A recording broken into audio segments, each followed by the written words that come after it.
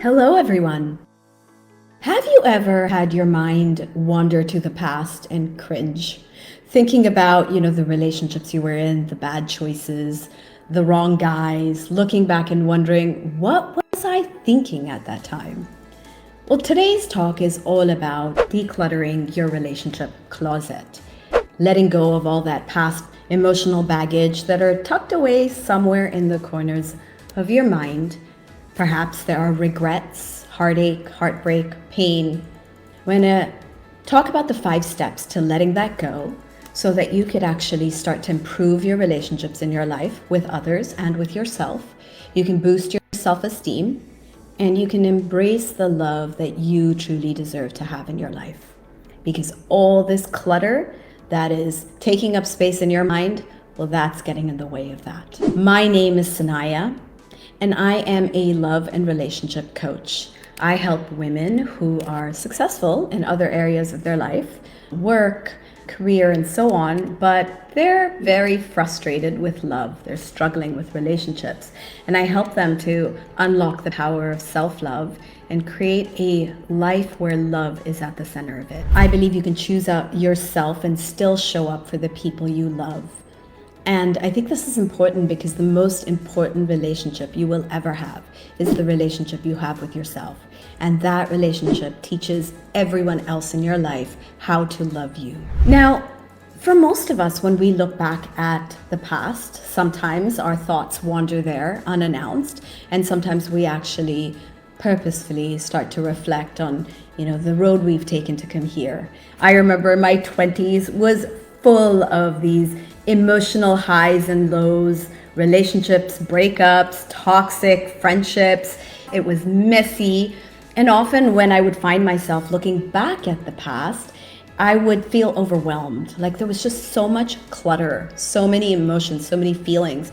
And it was very hard to process everything. Often I'd want to avoid it or run away from it until I realized that all that stuff wasn't really going anywhere. And it was getting in the way of me creating healthy relationships with others and attracting my soulmate. The more pain that we carry, whether it's heartbreak, heartache, disappointment, disillusionment with love, it could be inner child trauma from, events in our past that we had no control over. Well, the heavier the load we carry of all that baggage from the past, the harder it is to actually trust other people, to feel safe in relationships, and to create healthy communication, healthy connections with people, whether it's in your personal life or even in the workspace. Now, when I work with women, primarily I work with women, I can energetically see them just struggling under the weight of all this baggage. I mean, they can barely hold themselves up with everything that they've been carrying across all that time. Now, we carry these unwanted skeletons of our past in what I call is our relationship closet. And the first step to actually decluttering our past is opening up that closet, seeing what's in there.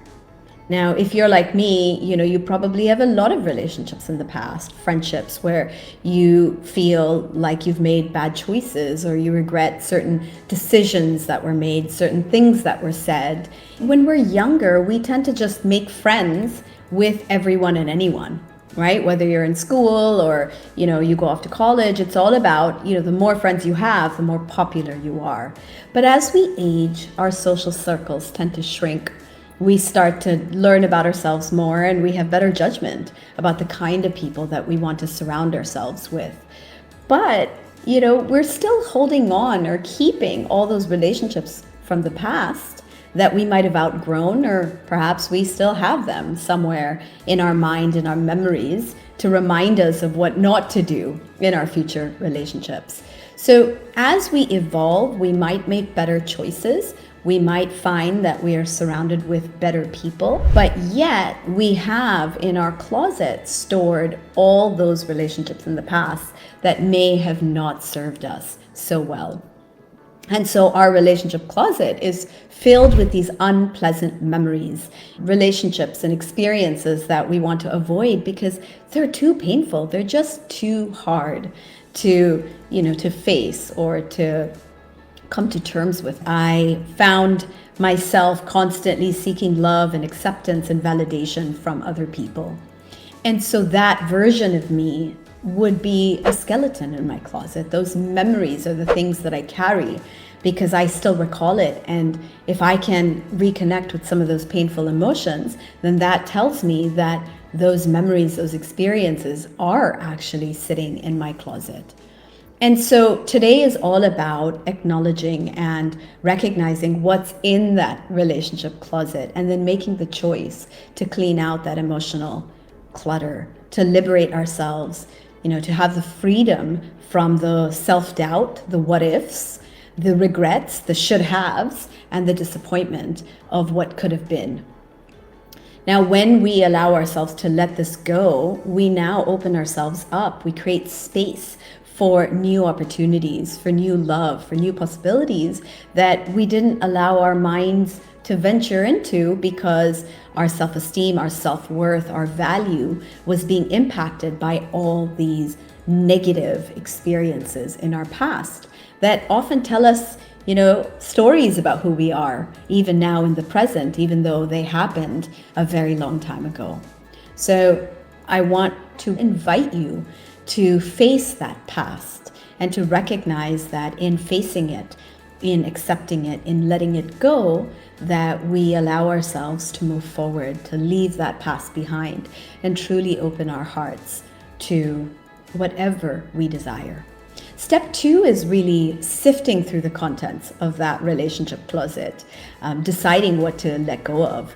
There might be clothes in your closet that don't fit you. I know that over time, as I've had babies, my body has changed. My shape has changed. It's evolved into the body of a woman, the body of a mother. And yet I still keep clothes that are a size 0 or size 2 in my closet, thinking one day I might be able to wear that again.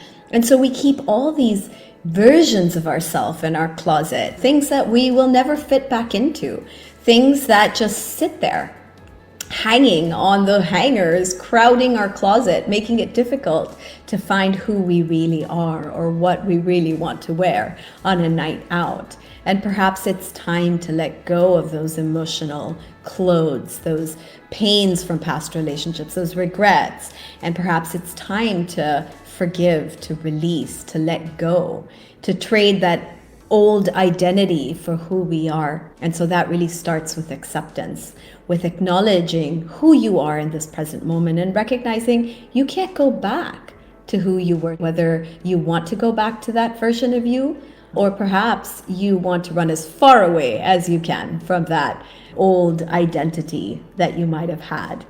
As we acknowledge who we are, as we embrace that we are the evolved, improved, or the changed version of ourselves, we start to say goodbye to everything from the past that we might still want to hold on to, or we might still want to recreate in our present. Okay? And accepting your past is the first step to self-love. Now, when we carry all this baggage, the past hurts, the trauma, the exes that we wonder, will they come back? Or what if it turned out to be the person I'm with today? These things, they weigh heavily on our heart.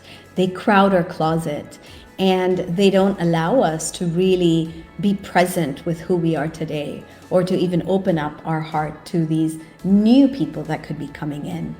One of the stories in my past was I used to be a party girl. I used to be someone who had lots of friends, who was very social, very extroverted. And as I grew, my circle started to shrink, and I started to focus more on my family, on my children. And somehow the need, the urge to go out and connect with a lot of people, it was something I outgrew.